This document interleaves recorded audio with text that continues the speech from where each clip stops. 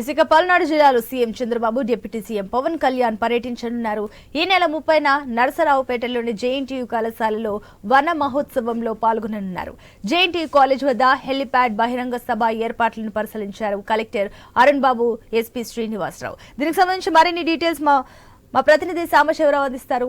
సాంబశివరావు, ఈ రోజు సీఎం చంద్రబాబు అదేవిధంగా డిప్యూటీ సీఎం పవన్ కళ్యాణ్ పర్యటన ఆ పల్నాడు జిల్లా నరసరావుపేటలో ఉంది. అయితే మొత్తంగా వన మహోత్సవం కార్యక్రమంలో ఇద్దరు డిప్యూటీ సీఎం ఇద్దరు కూడా పాల్గొంటారు. దీనికి సంబంధించి ఇప్పటికే అధికారులు పూర్తిగా కూడా ఏర్పాటు చేయడం జరిగింది. అధికారులు ఎక్కడికక్కడ ఆ నరసరావుపేటలో పూర్తి ఏర్పాట్లు చేశారు. అయితే ముందుగా అక్కడికి చేరుకొని వన మహోత్సవ కార్యక్రమంలో చంద్రబాబు పాల్గొన్న తర్వాత ముఖ్యంగా ఈ వన మహోత్సవానికి సంబంధించి అంటే ప్రకృతి ఎలా పెంపొందించాలి, ప్రకృతికి సంబంధించి ఎలా పెంపొందించాలి, అదేవిధంగా ఈ వన మహోత్సవ కార్యక్రమాన్ని పురస్కరించుకొని మొత్తంగా ఆ ప్రకృతిని చేయడమే కాకుండా చెట్లను పెంపొందించడం, అదేవిధంగా అడవుల్ని కాపాడడం, వన్యప్రాణుల్ని కాపాడడం, ఇటువంటి అంశాలన్నీ కూడా ఈ యొక్క వన మహోత్సవ కార్యక్రమంలో అయితే చంద్రబాబు పవన్ కళ్యాణ్ ప్రస్తావిస్తారు.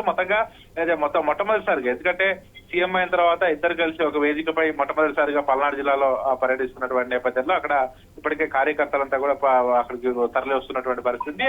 అధికారులు ఒక పక్క స్థానిక ఎమ్మెల్యే చదలవాడ అరవింద్ బాబు, అదేవిధంగా అక్కడ ఉన్నటువంటి కలెక్టర్ పూర్తిగా కూడా ఇప్పటికే ఏర్పాట్లు చేశారు. మరి కొద్దిసేపట్లోనే చంద్రబాబు అదేవిధంగా పవన్ కళ్యాణ్ ఇక్కడ చేరుకుని వనమహోత్సవ కార్యక్రమంలో పాల్గొని ఒక భారీ బహిరంగ సభ కూడా నిర్వహిస్తామని, భారీ బహిరంగ సభలో పవన్ కళ్యాణ్ అదేవిధంగా చంద్రబాబు ఇద్దరు కూడా ప్రసంగిస్తారు. సాంబశివరావు, ఈ రోజు జరిగే ఈ బహిరంగ సభలో దీనికి సంబంధించి అటు సీఎం చంద్రబాబు అదేవిధంగా డిప్యూటీ సీఎం పవన్ కళ్యాణ్ ఏం చెప్పబోతున్నారు? మనం మొత్తంగా వనమహోత్సవ కార్యక్రమానికి సంబంధించి అంటే ఈ నెల రోజుల కాలం, ఈ 3 నెలల కాలంలో ఆ ప్రభుత్వ పాలన ఏ విధంగా ఉంది అంటే ఈ అంశాలన్నీ కూడా ప్రస్తావించే అవకాశం అయితే కనపడతా ఉంది. ఎందుకంటే కొన్ని అన్నా క్యాంటీన్ విషయాలు కావచ్చు, ఇతర అంశాల్లో వైసీపీ చేస్తున్నటువంటి ఏదైతే ప్రచారం ఉందో ప్రచారానికి సంబంధించి వాళ్ళు ఈ రోజు ఒక కౌంటర్ అయితే ఇచ్చే అవకాశం అయితే కనబడతా ఉంది. దానికి తోడుగా ఈ రాబోయే కాలంలో భవిష్యత్తు మిగతా రాజధాని అంశం కావచ్చు, అదేవిధంగా మిగతా ఇప్పుడు వన్యప్రాణుల అంశం కావచ్చు, మిగతా డెవలప్మెంట్స్, రహదారుల డెవలప్మెంట్స్, ఇటువంటి అన్ని కూడా వాళ్ళు ఏ విధంగా చేయబోతా ఉన్నారు. ముఖ్యంగా పల్నాడు ప్రాంతం, ఎందుకంటే పల్నాడు ప్రాంతం ఎప్పటి నుంచో కూడా వెనకబడి ఉన్నటువంటి ప్రాంతం అని చెప్పాలి.